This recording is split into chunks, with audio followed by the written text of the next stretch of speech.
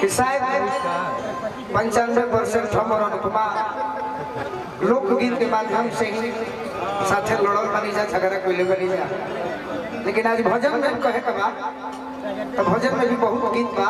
हाँ जी, तो शुरुआत हम करो, पहले तुम अपन माइंड में कुछ बैठा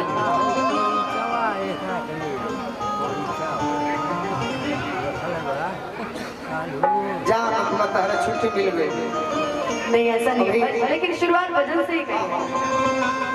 भजन के अलावा कुछ ऐसा भी तार गीत होई जो न में फुहर शब्द न थोके तू गा दे। हम लोग फुहर गाते हैं जी। सामाजिक गीत एगो हम गाई, जैसे कि अनुपमा आगे चल के तोहरो शादी हुई। हाँ जी, तो तोहर सास जान करू का सिखाई है क्या कि अनुपमा तू हमारा घर के बहू बड़ू, इज्जत बड़ू, लुका करो। अच्छा, बाकी ऐसा होला ना, पूछो कैसे कैसे सास चाहे कि कतनो बहू लुका के रहे ताकि काहे रहे। अब गीत के माध्यम से बताए कि गीत के अर्थ का बा। लय बड़ी पुरान है भरत चाचा के, जति तीज जारल जइबू आग में दहेज के, अरे पाप नाही करती बेटी ससुरा में भेज के। मान लो जब खाड़ा पानी जाता भाई, अब सवाल जवाब हो। हाँ, तो वो ऐसा नहीं पेश किया और तो हम कहते हैं कि आखिर काहे अम्मा जी हम लोग का करें, जबकि हमारा के केहू देखे से बाकी हो केहू ना, और ई कैसे हो। तो कहती है कि सब केहू देखले बा, अरे अंजोरा में निहार के, तका हम चलिए सासू आचर सामान के, हम चलिए सासू आचर सामान के, हम चलिए सासू।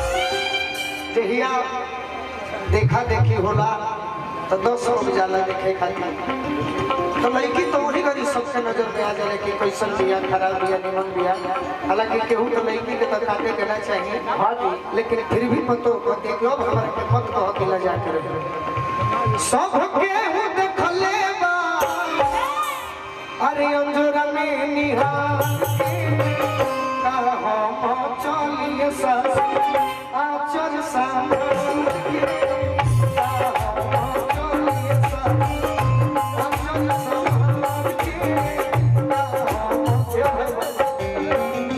एक जना कहलो कि हमार में नौकरी कर 30 लाख ले। हाँ, बियाह हो गई, लड़की ससुरा चल गई, 10 दिन बाद कहलो कि सुनो तनी भूख लगल बा, कॉफी बनाओ। लगल बा भूख की कॉफी फरमाई, तो लड़की जवाब दे के कहती है सुंदर बा, रोटी भात पकाई बनाई ना जाओ, रोटी भात पकाई नहीं ना जाओ।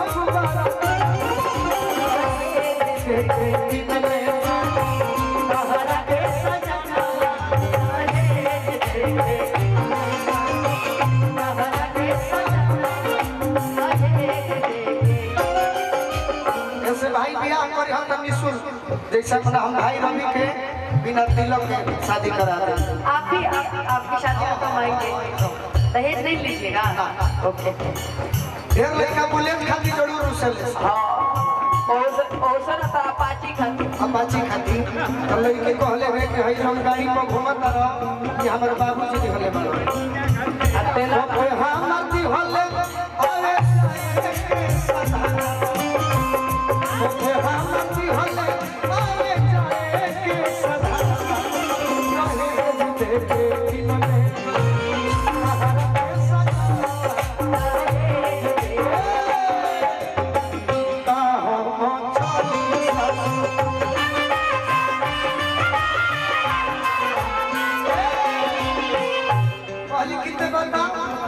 कैसे सब कुछ देखले बा, इतिहास में लजा के ना रहबे तो कहती है कि इहे नु जरूरी मजबूरी कहाला, अब बाबूजी दुआर पर करवले जय माला।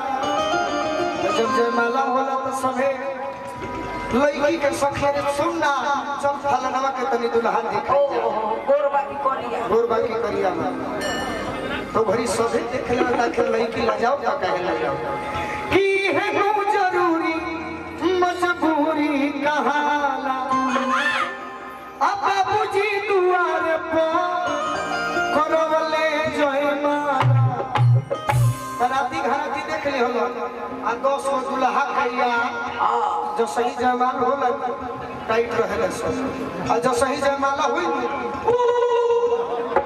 लड़की कहते कि आमा जी हमार बात सुनिए लफुआ लफाना देखले अठाह कमारी मार के कहो चली सास अचर संभाल के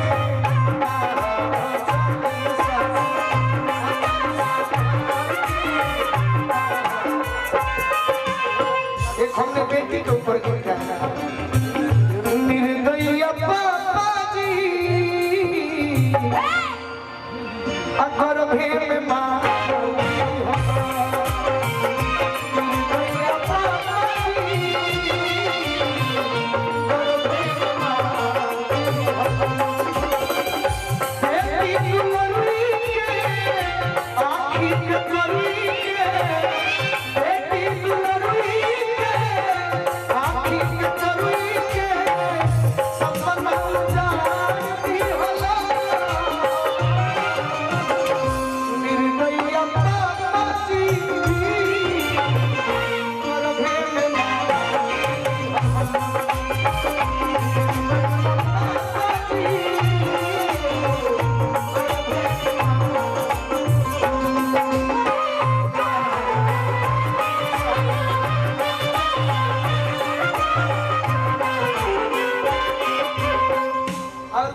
बात सुनी और ही लोग देखले बा हमर औरा सबका नंबर सब के हुन देखले बा नचनिया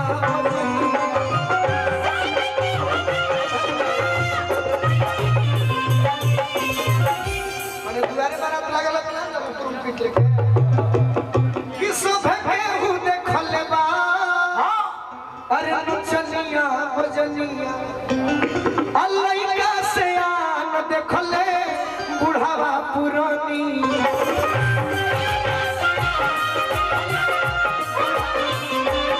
अब हम कैसे रहे सबसे बेसी बेचे देख लो अनुपमा तारो बियाह होई हमरो बियाह होई तो वीडियोग्राफी लगे तो कहो थू लटका दे हां घुमा दे 1 2 3 ओके यही तरी जानी जे एगो चुटकिला याद अरुण चाचा एगो हमारा गांव अंजनी मित्र बाड़ो तो कर बियाह भइल तो शादी के एल्बम बनवावले तो कहल कि देखो फलाना चाचा शादी के